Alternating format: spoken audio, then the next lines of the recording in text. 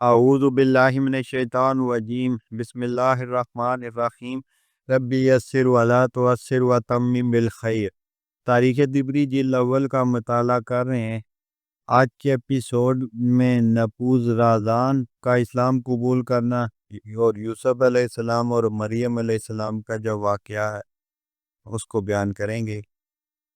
جب نبوز رازان نے محسوس کیا کہ ان لوگوں نے سچ بولا تو سجدے میں گر پڑا اور اپنے فوجیوں کو حکم دیا کہ شہر کے دروازوں کو بند کر دو اور خردوس کی فوج کو شہر سے باہر نکال دو۔ اب وہ بنی اسرائیل کے ساتھ تنہا ہو گیا۔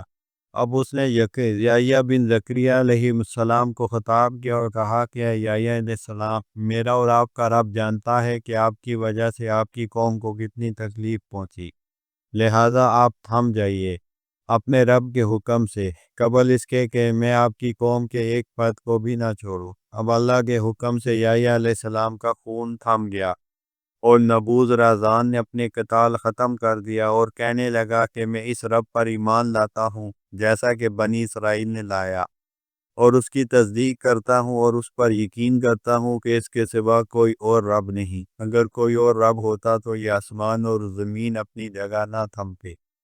پس اللہ ایک ہے، وہ بابرکت ذات ہے، حمد، تکبر اور تعظیم والی ذات ہے۔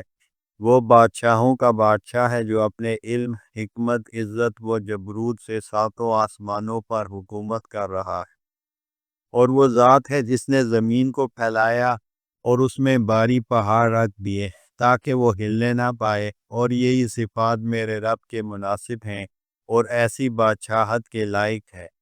اس وقت انبیاء کے سردار پر یہ وحی آئی کہ نبوز رازان سچے اور نئے ایمان والے ہیں، اور نبوز رازان نے بنی اسرائیل سے کہا کہ اللہ کے دشمن خردوس نے مجھے یہ حکم دیا تھا کہ میں تمہیں اس طرح قتل کروں گا کہ تمہارا خون اس کے لشکر کے درمیان بہنا شروع ہو جائے۔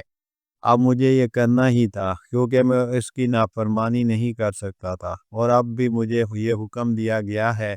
اس پر بنی اسرائیل نے اس سے کہا کہ جو کچھ تمہیں کرنا ہے کر ڈالو۔ چنانچہ اس نے خندق کھودنے کا حکم دیا اور ان کے مویشیوں کو منگوایا، جن میں گائے، بیل، خچر، اونٹ، گھوڑے اور بیل بکریاں شامل تھیں۔ ان کو ذبح کروایا یہاں تک کہ خون لشکر میں بہہ پڑا۔ پھر ان مقتولین کی لاشیں منگوائیں جو اس سے پہلے قتل کیے جا چکے تھے، یہ ان جانوروں پر ڈال دی گئی، جس سے وہ خندق بھر گئی۔ جب خردوس نے دیکھا تو اس نے یہ سمجھا کہ یہ سب بنی اسرائیل کی لاشیں ہیں، تو اس کا دل ٹھنڈا ہو گیا۔ جب ان جانوروں اور انسانوں کا خون بہتا ہوا خردوس کے لشکر تک پہنچا تو اس نے قتل روکنے کا حکم دیا اور کہا کہ بنی اسرائیل کا خون ہم تک پہنچ گیا ہے اور میرا انتقام پورا ہو گیا ہے۔ پھر وہ اپنے لشکر کو لے کر بابل واپس چلا گیا۔ یہ بنی اسرائیل میں دوسرا اہم واقعہ تھا، کیونکہ اس سے قبل بخت نصر کا قصہ تفصیل سے گزر چکا ہے۔ ان دونوں واقعات میں بنی اسرائیل کو تحقیق کیا گیا، ان کے شہروں کو اجاڑ دیا گیا، ان کے بچوں اور عورتوں کو قید کیا گیا۔ قرآن کریم نے ان دونوں واقعات کا تذکرہ مختصراً سورۃ الاسراء بنی اسرائیل کی آیت نمبر 4 تا 8 میں بیان کیا ہے۔ عیسیٰ بن مریم علیہ السلام بنت عمران والی حدیث کی طرف دوبارہ چلتے ہیں۔ یوسف اور مریم کا دلچسپ واقعہ۔ یوسف حضرت مریم علیہ السلام کے چچا زاد بھائی تھے۔ وہ دونوں کنیسہ کی خدمت کرتے تھے۔ جب پانی ختم ہوتا تو دونوں اپنے اپنے مشکیزیں اٹھا کر چلتے اور ایک میٹھے پانی کے چشمے سے پانی لاتے۔ ایک دن حضرت جبرائیل علیہ السلام کی ملاقات حضرت مریم علیہ السلام سے ہو گئی۔ وہ دن سال کا طویل اور گرم ترین دن تھا۔ اس وقت حضرت مریم علیہ السلام کے پاس پانی ختم ہو گیا تو انہوں نے یوسف سے کہا کہ آؤ پانی کے لیے چلیں، میرے پاس پانی ختم ہو گیا ہے۔ یوسف نے کہا کہ میرے پاس اضافی پانی موجود ہے، آپ اس پر گزارا کریں، انشاءاللہ کل جا کر پانی لے آئیں گے۔ حضرت مریم علیہ السلام نے اپنا مشکیزہ اٹھایا اور اکیلی چلی گئی، اور جس گھاٹ سے روزانہ پانی لاتی تھی وہاں تک پہنچ گئیں تو وہاں حضرت جبرائیل علیہ السلام کو پایا جو وہاں انسانی شکل میں موجود تھے۔ حضرت جبرائیل علیہ السلام نے کہا، اے مریم، اللہ تعالیٰ نے مجھے آپ کی طرف بھیجا ہے تاکہ میں آپ کو ایک نیک لڑکا دوں۔ مریم علیہ السلام یکا یک بول اٹھی کہ اگر تو کوئی خدا ترس آدمی ہے تو میں تجھ سے خدائے رحمان کی پناہ مانگتی ہوں۔ اس نے کہا میں تو تیرے رب کا فرستادہ ہوں اور اس لیے بھیجا گیا ہوں کہ تجھے ایک پاکیزہ لڑکا دوں۔ مریم علیہ السلام نے کہا میرے ہاں کیسے لڑکا ہوگا جبکہ مجھے کسی مرد نے چھوا تک نہیں اور میں کوئی بدکار عورت نہیں ہوں۔ فرشتے نے کہا ایسا ہی ہوگا، تیرا رب فرماتا ہے کہ ایسا کرنا میرے لیے بہت آسان ہے، اور ہم یہ اس لیے کریں گے کہ اس لڑکے کو لوگوں کے لیے ایک نشانی بنائے اور اپنی طرف سے ایک رحمت اور یہ کام ہو کر رہنا ہے۔ سورۃ مریم آیت نمبر 18 سے 20۔ اس کے بعد حضرت جبرائیل علیہ السلام نے حضرت مریم علیہ السلام کے گریبان میں پھونک ماری اور چلے گئے۔ اس کے بعد حضرت مریم علیہ السلام نے اپنا مشکیزہ برا۔ واحد سے روایت ہے کہ اللہ تعالیٰ نے حضرت جبرائیل علیہ السلام کو حضرت مریم علیہ السلام کے پاس بھیجا تو انہوں نے مریم علیہ السلام کے لیے انسان کا روپ اختیار کیا۔ مریم علیہ السلام یکا یک بول اٹھی کہ اگر تو کوئی ایک خدا ترس آدمی ہے تو میں تجھ سے خدائے رحمان کی پناہ مانگتی ہوں۔ سورۃ مریم آیت 18۔ پھر حضرت جبرائیل علیہ السلام نے ان کے گریبان میں پھونک ماری اور وہ پھونک ان کے رحم تک پہنچ گئی۔ حضرت مریم علیہ السلام کا قصہ۔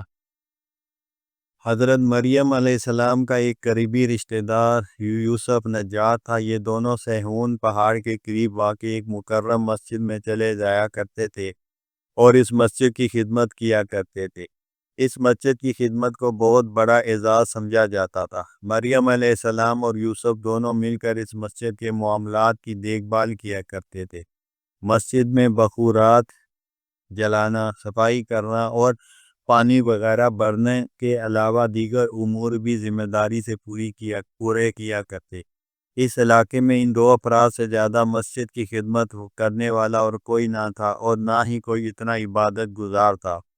حضرت مریم علیہ السلام جب حاملہ ہوئیں تو ان کے حمل کا سب سے پہلے انکار یوسف نجار نے ہی کیا تھا۔ وہ سمجھتے تھے کہ ایسا ہو ہی نہیں سکتا کیونکہ حضرت مریم علیہ السلام کی 24 گھنٹے کی زندگی ان کے سامنے تھی۔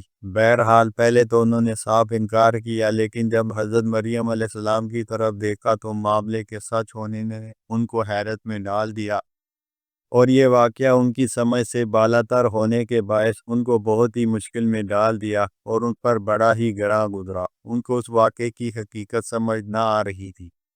یوسف جب حضرت مریم علیہ السلام پر تہمت اور الزام لگانے کا ارادہ کرتے تو حضرت مریم علیہ السلام کی پاک دامنی عظمت اور پاکیزہ فطرت ان کے آگے کوہ گراں بن کر حائل ہو جاتی، کیونکہ حضرت مریم علیہ السلام کی زندگی کا ایک لمحہ بھی ان کی آنکھ سے اوجھل نہیں تھا۔ لیکن اس کے برعکس جب پیش آمدہ حالت کو دیکھتے تو ان کی برات کا اظہار نہیں کر پاتے، یوں ایک عظیم کشمکش میں مبتلا ہو گئے۔ جب یہ کشمکش بہت بڑھ گئی تو انہوں نے حضرت مریم علیہ السلام سے بات کی۔ ان کی پہلی بات جو حضرت مریم علیہ السلام سے ہوئی یہ تھی کہ آپ کے متعلق میرے دل میں ایک کھٹک پیدا ہو گئی ہے۔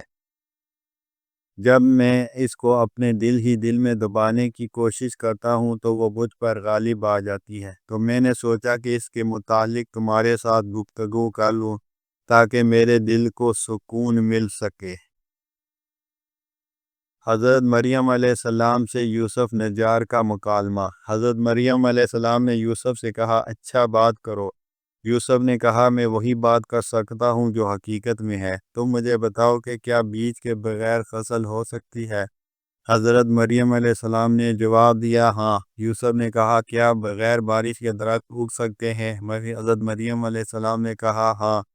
یوسف نے پوچھا کیا مرد کے بغیر عورت کے ہاں بچہ ہو سکتا ہے؟ حضرت مریم علیہ السلام نے جواب دیا ہاں کیوں نہیں، کیا آپ دیکھتے نہیں کہ اللہ تعالیٰ نے جب پہلی دفعہ فصل اگائی تھی تو بیج کا وجود نہ تھا، اور اللہ تعالیٰ نے بغیر بارش کے درخت اگائے اور اپنی ہی قدرت سے بارش کو درخت کی زندگی کے لیے وسیلہ بنایا۔ یوسف نے کہا میں یہ نہیں کہہ رہا، بلکہ بات کرنے کا میرا مقصد یہ ہے کہ جب اللہ تعالیٰ کا کسی چیز کو کرنے کا ارادہ ہوتا ہے تو کن کے حکم سے وہ چیز ہونا شروع ہو جاتی ہے؟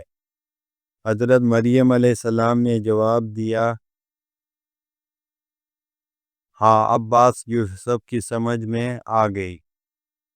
کہ اس مریم کے حمل میں بھی اللہ تعالیٰ کے حکم کو دخل ہو سکتا ہے، چنانچہ آگے سوال کرنے کی اسے ہمت نہ ہوئی۔